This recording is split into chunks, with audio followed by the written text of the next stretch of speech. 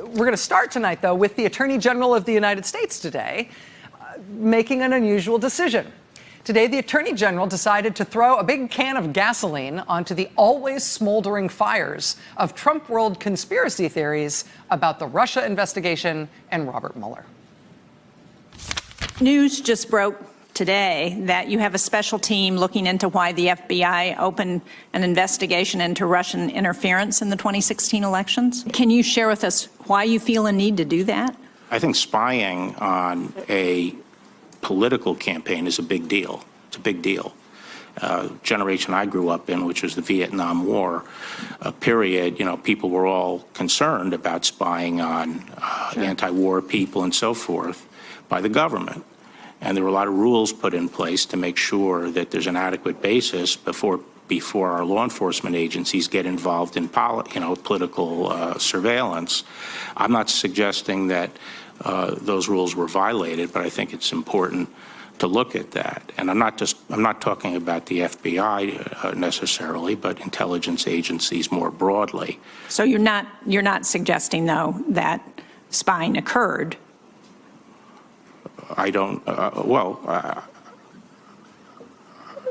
guess you could, I think spying did occur. Yes, I think spying did occur. Are you sure you want to say that? Do you know exactly what you mean to say here? Do you want to think about it? I mean, it may be that Attorney General William Barr is just, he's curious. He's a curious guy, wants to ask questions. He's recently appointed. He's only been there 7 weeks. You take a new job. You want to be thorough. Right? I'm not suggesting any rules were violated, but spying on a political campaign, that'd be a huge deal. Did spying happen? Well, I don't mean, did anything ever come of that whole year-plus long effort by the president to say that maybe the FBI investigation into Russian interference in the elections was just one big hoax? It was just made up? Whatever happened to that claim? Are we still trying to say that with, Obama tapping his wires and all that? Are we still saying that? Is that still the line that we're working? Just curious. Should we chase that down? I mean, when the Attorney General of the United States goes before Congress and says there was spying on the Trump campaign, that's not a dog whistle to the president and his allies about the thoroughly debunked conspiracy theories about Robert Mueller and spying and President Obama having wiretaps. I mean, that's not a dog whistle. That's an air horn. And whatever reason, Attorney General William Barr decided to blow that air horn today. It's interesting. It comes on the same day that we got fresh evidence of how and why the investigation into Russia and the Trump campaign really did begin in 2016, and specifically how alarmed the country's top national security officials were at the intelligence they were seeing and the evidence they were seeing, and how seriously they took their obligation to look into it. Because all this happened today with the Attorney General on the same day that we got a new transcript of another day of testimony that the FBI's general counsel gave to Congress behind closed doors last October. This is testimony that's never before seen the light of day. It was not unsealed. It was released today by Republican members of the committee. James Baker was the FBI's general counsel in the summer of 2016 when the counterintelligence investigation began into any potential links between the Trump campaign and Russia interfering in the election. Here's how James Baker describes the beginning of the investigation. Again, this transcript just released to the public for the first time today.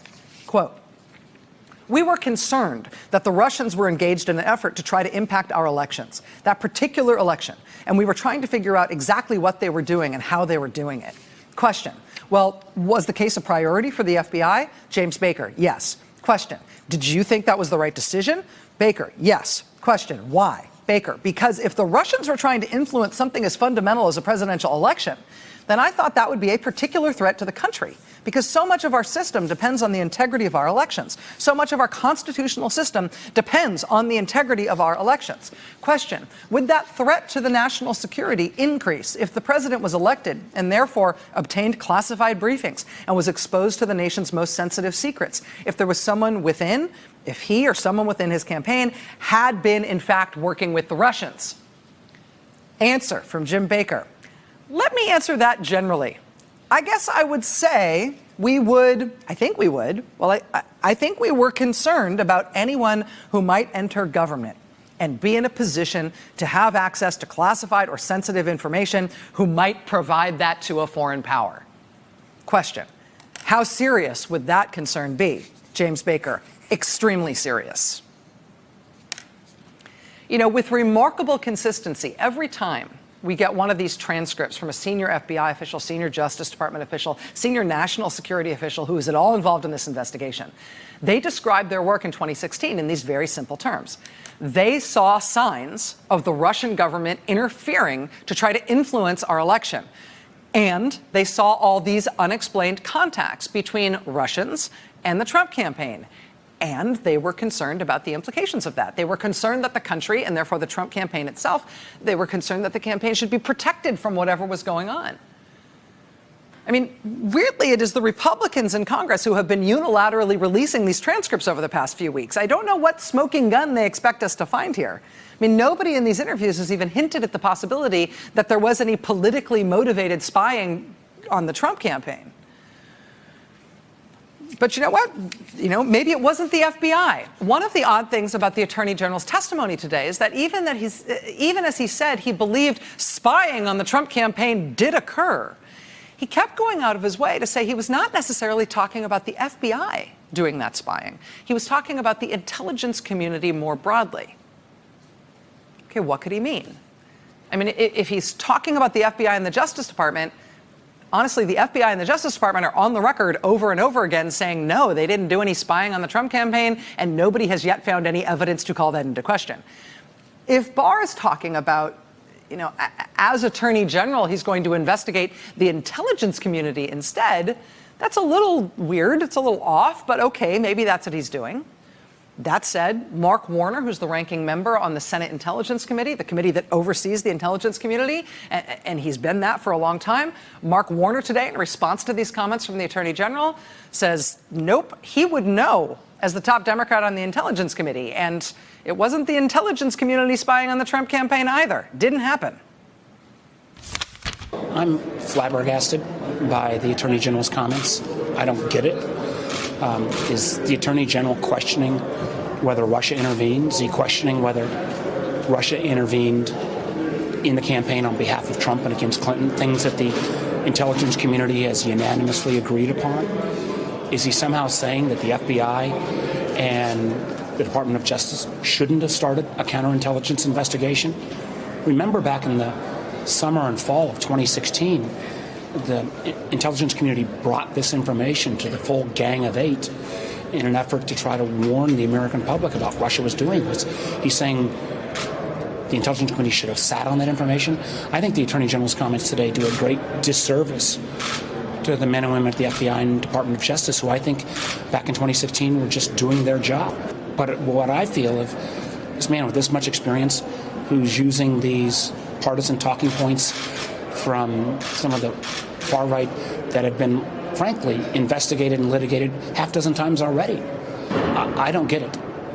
I mean, have you ever seen, I mean, you've delved into this subject particularly. We have reviewed this extensively. The whole basis of the first part of our bipartisan Senate Intelligence Committee investigation was looking at what the intelligence community did in terms of making their findings that Russia intervened, and they did it on behalf of one candidate, Donald Trump, against another one, Hillary Clinton. Nobody has questioned that. We have reviewed this extensively. The intelligence community was not spying on the Trump campaign. They were investigating Russian interference. The FBI and DOJ were not spying on the Trump campaign. So what is Bill Barr talking about when he says, yeah, I think there was spying on the Trump campaign? I mean, I'm assuming that he didn't just, you know, make that up. Like, I heard somebody talking about that on Fox and Friends, didn't I? Yeah, didn't that happen? I mean, I'm assuming this is based in something. To give him the benefit of the doubt, conceivably, maybe he's talking about foreign intelligence services doing the spying. I mean, we do know, it has been reported that there was intelligence that our foreign allies shared with their U.S. counterparts once they encountered contacts between the Trump campaign and Russians. There's been pretty robust reporting that foreign intelligence agencies picked up on a number of occasions Trump associates on their intelligence intercepts in 2015 and 2016. The problem with that, as far as this spying on the Trump campaign theory goes, is that those foreign intelligence agencies weren't like, running a long-time surveillance operation on Michael Cohen or an X or Y Trump associate. As far as we can tell, the reason that all those Trump associates turned up on foreign intelligence intercepts is because those foreign intelligence agencies were watching the Russians. Like they do. That's what Western intelligence agencies do. And while they were watching the Russians, all these Trump associates and people close to the Trump campaign kept walking through the frame. Really? Another one? I mean, that's kind of part of the scary part. That's how we got the counterintelligence investigations in the first place. Information about Russians and about Russian behavior that weirdly intersected with all these people associated with one of the two presidential campaigns. So the Attorney General says they're spying on the Trump campaign. He tried to sort of walk it back a number of times in his testimony today. I'm not sure anybody knows what he means, but I'm sure it's playing well in the White House, and maybe that's the only thing he cares about. I want to say, though, there's one other part of the James Baker testimony, the FBI General Counsel testimony that we got today that I think is also worth paying attention to. And again, this is questioning of James Baker by congressional investigators. James Baker, they're questioning about him as his time as the FBI's top lawyer. Quote, question. You had said that the president's firing of FBI Director Comey you considered to be a threat to national security. And my question was, in what way was it a threat to national security? James Baker. So the investigation at a high level was about Russia, period, full stop. And it was trying to assess, in this particular instance, what the Russians were doing or had done with respect to the 2016 presidential election.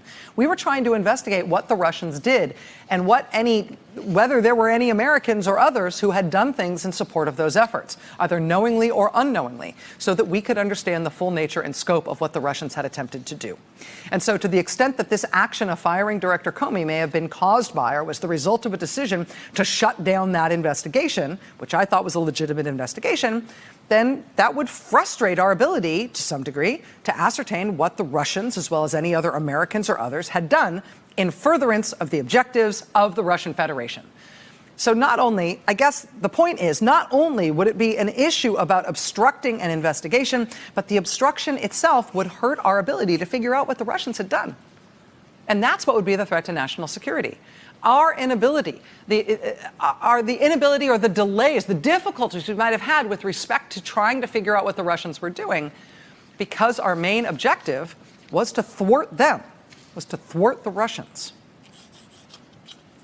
We are, of course, still waiting to see the Mueller report. It's nearly 3 weeks now. William Barr, the Attorney General, says he will hand it over. Yesterday, he said it would be within a week. Today, he said it would be sometime next week. Definitely sometime really soon. Somebody should ask him tomorrow and see when he's planning on releasing it tomorrow, because presumably it'll be a different answer. There remains this weird thing hanging out there about that report, which is that Bill Barr quotes Robert Mueller saying that Trump was not exonerated on the question of obstruction of justice. We've nevertheless got William Barr saying himself that he was deciding that the president was exonerated on obstruction of justice.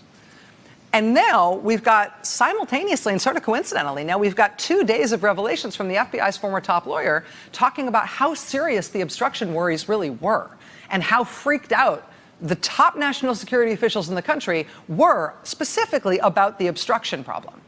I mean, we've got no explanation from William Barr about how he looked at all that, scanned the 400 pages of Mueller's report, and immediately concluded, oh, definitely nothing here, and I don't want to talk about it. Nothing. Just believe me, I'm the bottom line. It's fine. I don't want to talk about it. I don't want to tell you what Mueller found. I know Mueller says he's not exonerated, but I says he is. He is, I say. And I won't tell you how I arrived at that conclusion. That's just me talking. I mean, that is still where we are today. And the Attorney General is still not answering questions about it still. But somebody did try to pin him to the mat on it today, and I think burst a few veins in frustration in the process. Did you actually see what happened when Attorney General William Barr finally got pressed repeatedly on that today by somebody who would not take no for an answer? We've got that for you next, and the senator who did it as well. Stay with us. Hey there, I'm Chris Hayes from MSNBC. Thanks for watching MSNBC on YouTube. If you want to keep up to date with the videos we're putting out, you can click subscribe just below me or click over on this list to see lots of other great videos.